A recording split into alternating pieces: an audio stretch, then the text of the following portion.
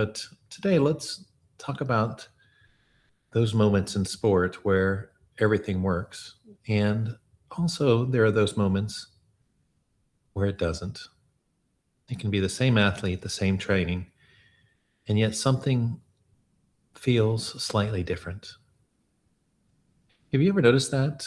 You're practicing something 100 times, maybe 1,000, and then in competition, your body feels tighter, your timing might feel off, maybe even your mind or your thoughts seem louder. And in that space, you can't quite access what you know is already there. And what's interesting is that most athletes don't question their training in that moment. They question themselves. Sometimes the thought comes forward that maybe I'm not ready, maybe I'm not good enough, maybe I need to practice more or train harder. But what if it's not about trying harder? What if the difference is not in your ability, but in the state that you are in? I'm not talking about geography, I'm talking about being present. Because your body doesn't perform from logic, it performs from this place of being. In one state, everything flows. Your movements are natural, your awareness is wide, and even time can feel different. And yet in another, everything tightens. Your focus narrows, your thinking speeds up, and your body could even begin to react.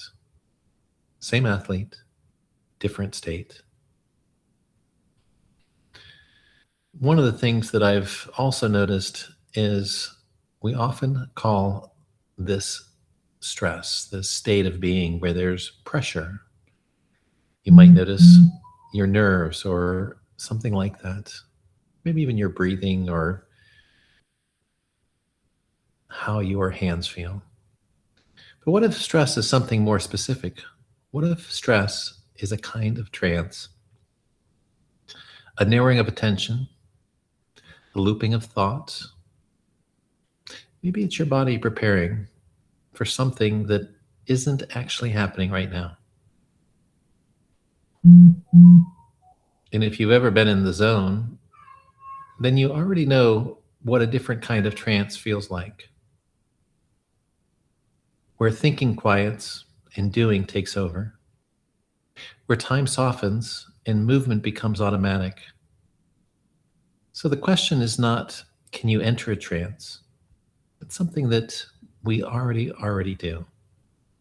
Maybe the question is, which one are you entering?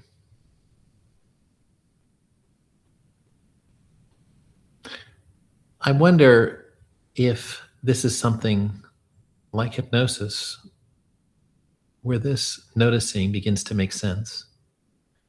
Not as something mysterious, not as something done to you, but as a way of noticing and gently shifting the state that you're already in. Because performance, at its best, is not controlled. It's something allowed. It's what happens when your body is given access to what it already knows how to do. So for just a moment, I invite you to remember a time where everything worked. Not because you forced it, but because it simply happened. And as you remember that, you might begin to notice, what was your breathing like? Maybe notice what your body felt like in that experience.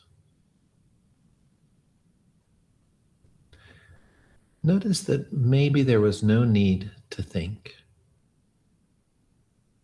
And maybe even now, something might begin to soften just a little.